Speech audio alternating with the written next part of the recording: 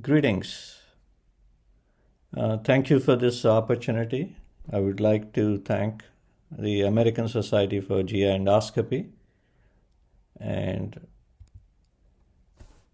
my goal is to share with you how to do an endoscopic mucosal resection in the colon. All we need are two devices: injection catheter with saline and a snare that can deliver electrosurgical current. Based on my experience over the last 15 years, I would like to share how to perform endoscopic mucosal resection. I've kept my protocol relatively simple and relatively straightforward, and this protocol helped me achieve a very low recurrence rate of 3 to 4%.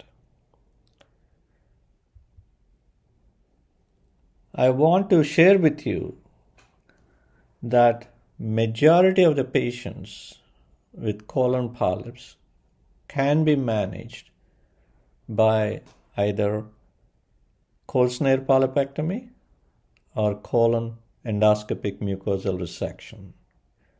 If you perfect the technique of cold snare polypectomy and colon EMR, you can take care of over 90 to 95% of the patients that you see in your practice. A small minority will require endoscopic submucosal dissection. So let us look at the colon anatomy.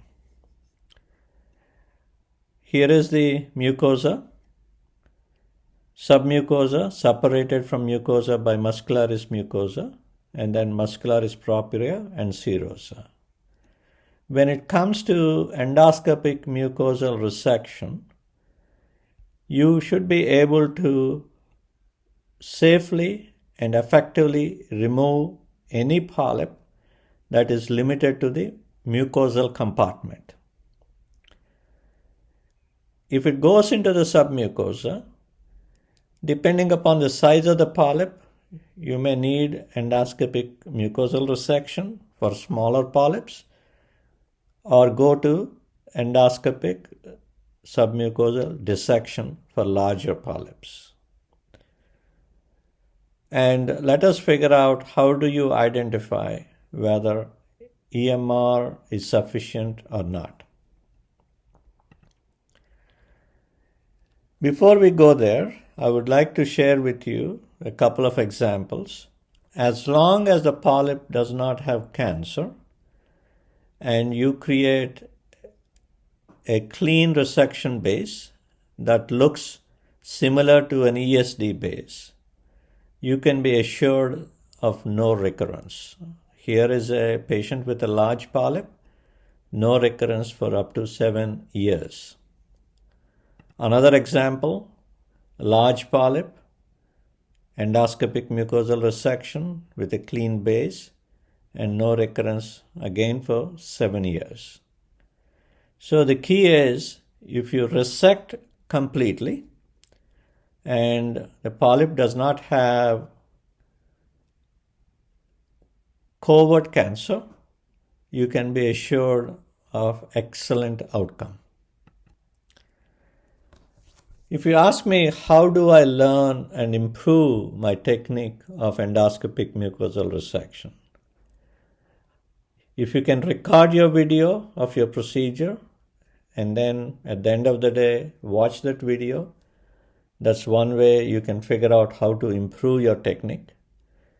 If you don't have the video recording capability, I suggest that you take a lot of images every step along the way and put them in your report. And when you review them, it will help you to improve your technique as well. Typically, I put in at least 50 to 60 images for large EMRs to tell the story. injection, resection, ablation, closure. All steps will be recorded. So now let us look at the polyp and characterize the lesion to decide whether we can achieve complete resection with no recurrence or not. So there are two things I would do. When I'm approaching a lesion, I would like to define the extent of the polyp. Here the polyp is very obvious, and here there is a very subtle extension along the surface, and that is known as skirt lesion. So take time to define the true extent of the polyp and don't go by just what is obvious to you. And by doing so, and you will define that when you inject submucosal saline with indigo carmine, the skirt lesion will be obvious, and include that into your resection. That's the benefit of submucosal injection. It will highlight very subtle skirt lesion around that obvious polyp. The second one is take time to learn how to read the surface of the polyp.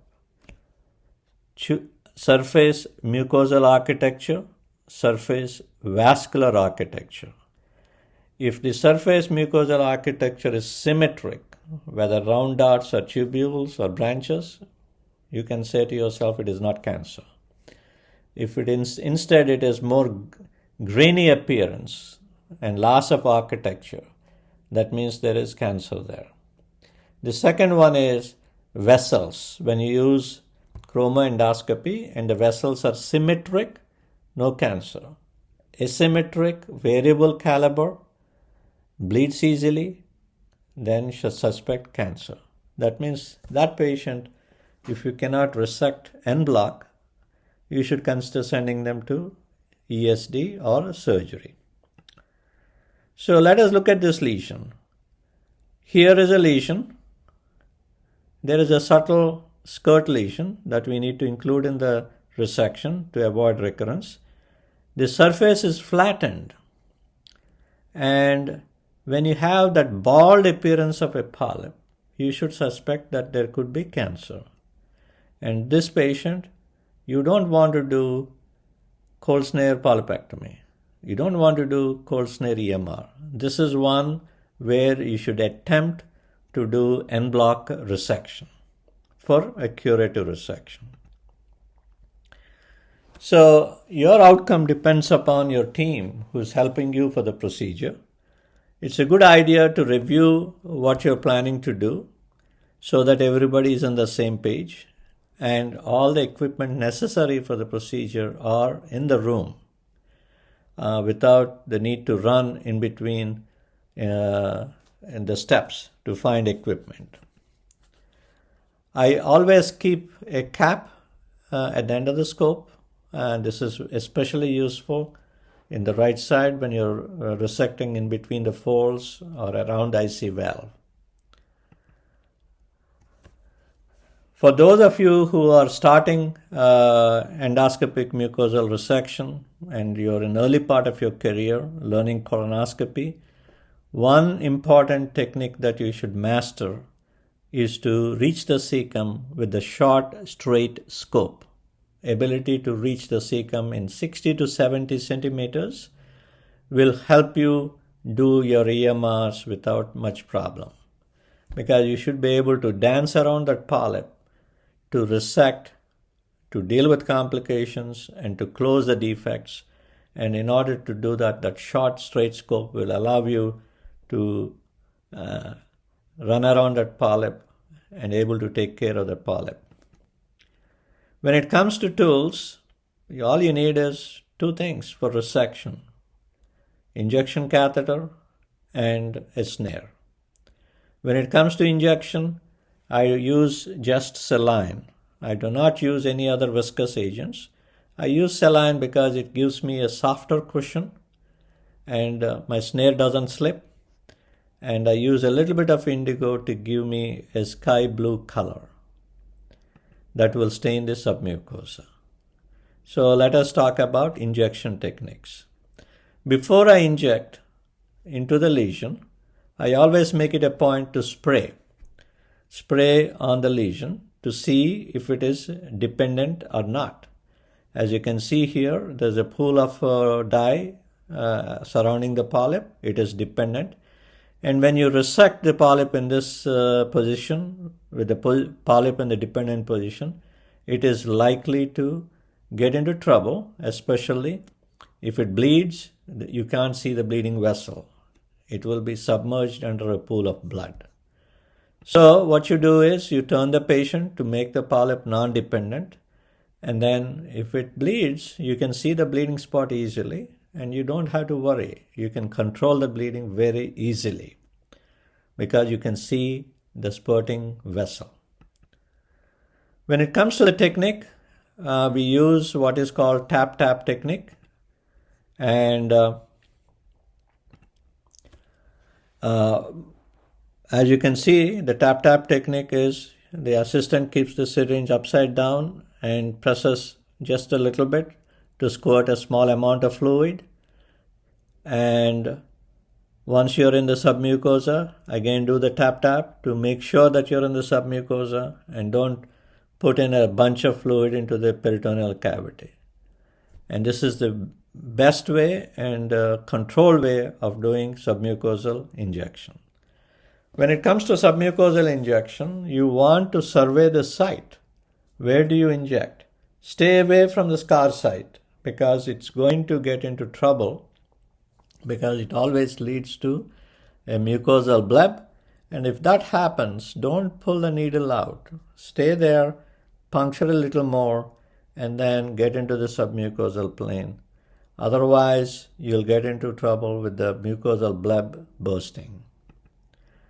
On the other hand, if you punctured through and through and started putting fluid into the peritoneal cavity and you can't see that nice lift that you've seen before, in that case, don't pull the needle out. Just withdraw a little bit, find the submucosal plane, and create a dynamic submucosal injection. So there are basically 3 steps that we follow.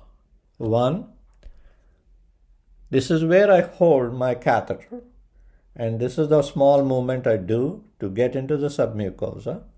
The assistant is tap-tapping so that it's a controlled injection. And once we find the controlled injection into the submucosa, I try to distend the colon, lift up my tip, and direct my needle in whichever way to allow the polyp to come up to a very suitable position for my snare resection. So let us look at this again. So we spray and then we puncture. Not sure whether it's mucosa or submucosa. Tap tap. And when we tap tap, a small amount of fluid goes in. Here it didn't go in. And again you puncture a little more. And then tap tap. You see, that tap tap will give you a definite way of finding the submucosal plane before you inject more fluid. So when it comes to the snare technique, I use a hot snare, and I always use the electrosurgery in front of me, and keeping it in front of me helps me know what settings were applied there. You don't want to hide it behind. I typically use a 10 millimeter snare for cecum and ascending colon because it gives me much more control and less risk of grabbing deep tissue with a 15 millimeter snare that happens, and less risk for perforation. Key to keep the snare parallel to the wall. You don't want to go at an angle. You want to keep it parallel to the wall. That allows you to eliminate the risk of grasping the muscle and eliminates the risk of perforation. After you resect a segment, you try to go to the next resection by anchoring underneath the prior cut so that you don't leave strips of tissue, and you can actually get a resection base that almost looks like an ESD base. When you see submucosa, you know it is a very, you still have a strong layer of connective tissue. You don't have to worry about delayed perforation. If there is damage to the muscle that you see, then you want to make sure you clip the defect to prevent delayed perforation.